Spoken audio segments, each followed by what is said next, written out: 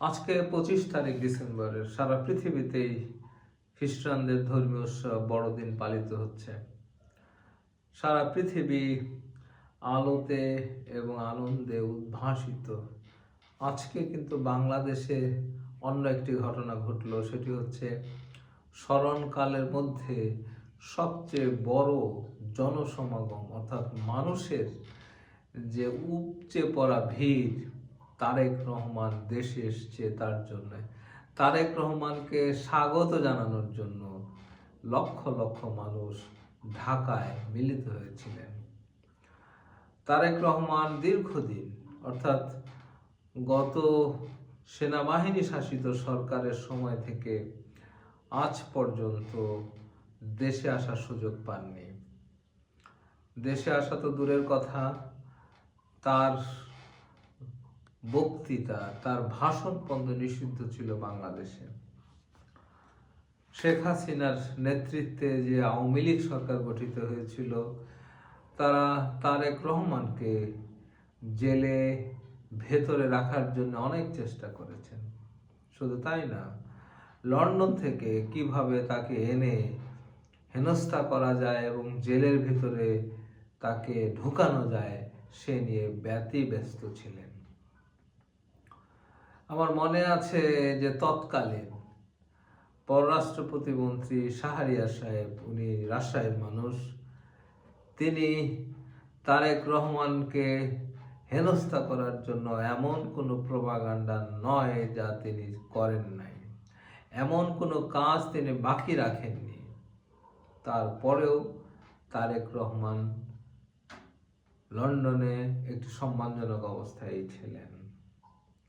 আপনাদের মনে আছে যে একজন বিচারপতি তারেক রহমানকে বেকসুর খালাস দেওয়ায় সেই বিচারপতির অবস্থা কি হয়েছিল, তাকে দেশ থেকে বের করে দেওয়া হয়েছিল।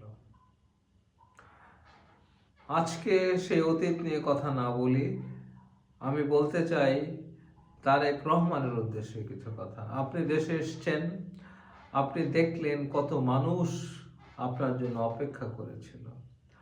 আপনি দেখেছেন, লন্ডন থেকে দেখেছেন যে কিভাবে এই বাচ্চা ছেলেরা জীবন দিয়ে এই স্বৈরাচার সরকারকে হটিয়েছে। আপনি লন্ডন থেকে যে কথাগুলো বলেছেন, বিভিন্ন সময়ে যে বক্তৃতাগুলো দিয়েছেন, তা সমসাময়িক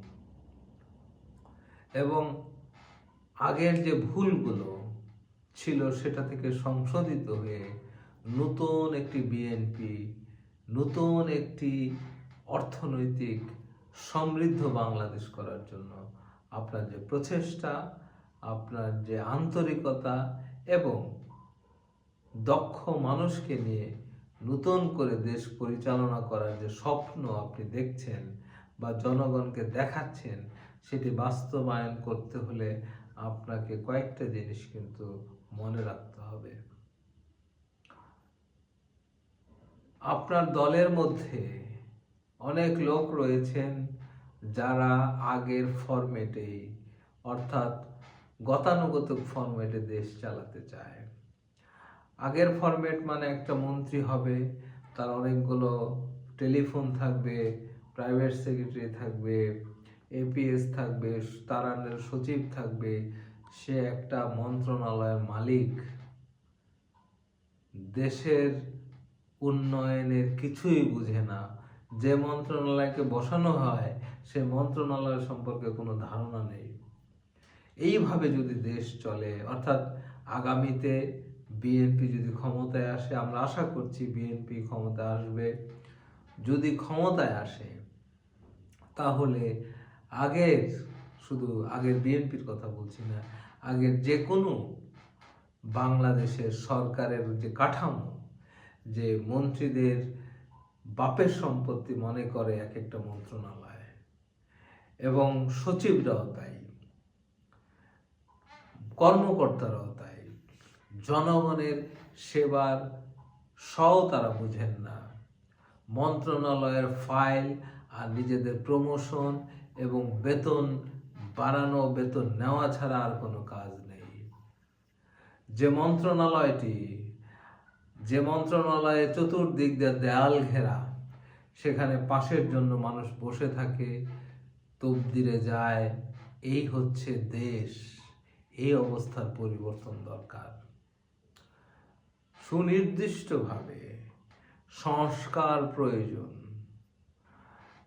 রাজনৈতিক, অর্থনৈতিক, সামাজিক যদি সংস্কার না করা হয়, তাহলে এই দেশের আপনাকে যেভাবে জনগণ আজকে সংবর্ধনা দিল, যে আশা নিয়ে আপনাকে স্বাগত জানালো, সেটি ঘুরে বালি হবে, সেটি নষ্ট হবে। আপনাকে একটা জিনিস মনে রাখতে হবে, অনেক বড় সমাগম দেখে আনন্দিত হবেন না। কারণ হলো যে সারা দেশ থেকে যে মানুষ আসছে, তারা সংগঠিত করে স্থানীয় বিএনপির যে নেতা, সে হয়তো 10টা লোক নিয়ে আসে। সেই নেতার স্বার্থ আছে, সে হয়তো ইউনিয়ন পরিষদের চেয়ারম্যান হবে। একজন লোক হয়তো এমপি ইলেকশন করবে, সে আরো 10টা লোক নিয়ে আসে। সে স্থানীয় এলাকায় দেখায় যে আমার এই যে সমর্থক নিয়ে আসলাম, আমরা ঢাকায় যাচ্ছি। এই কারণে আপনাকে বলছি যে স্বার্থ সংশ্লিষ্ট যে মানুষগুলো পদ পদবীর লোভে, পজিশনের লোভে, ক্ষমতার লোভে আপনার কাছে আসে, তাদেরকে পাত্তা দেবেন না। আপনি যেভাবে লন্ডন থেকে দূর থেকে দেশকে দেখেছেন, দূর থেকে কিন্তু অবজারভেশন বেশি করা যায়, প্রত্যক্ষ বেশি করা যায়। যখন আপনি কোনো একটা ভিতরে ঢুকে যাবেন, তখন এতটা সময় দিতে হয় যে অন্যদিকে খেয়াল করা যায় না। কিন্তু যখন প্রবাসী থাকি আমরা, তখন কিন্তু কে কি বলছে, কে কি করছে, কোন দিকে যাচ্ছে, সেটি মনিটর করা যায়। আপনি দেশে আসছেন, এতটাই প্রোটোকলের ভিতরে আপনাকে ঢুকানো হবে যে আপনি অনেকগুলা দিক যাতে আপনি চোখে না দেখেন, সেই কাজগুলো করবে যারা চামচা টাইপের লোক রয়েছে।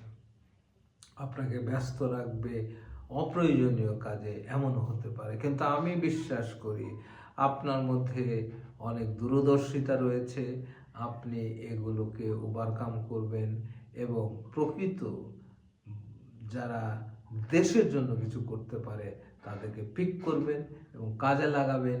এবং আপনার এবং আমাদের সকলের যে ইচ্ছা, বাংলাদেশকে একটা সুন্দর অর্থনৈতিক ভিত্তি, রাজনৈতিক দিক দিয়ে একটি সুষ্ঠু বাংলাদেশ এবং স্বৈরাচার মুক্ত বাংলাদেশ, যেটি আপনি স্বপ্ন দেখছেন, সেটি বাস্তবায়ন করতে গেলে আপনাকে আপনার আশেপাশে যদি কোনো চাটুকার এবং অহেতুক সময় নষ্ট করার মতন কোনো ব্যক্তিবর্গ আসে, আপনি তাদের থেকে নিজেকে মুক্ত রাখবেন।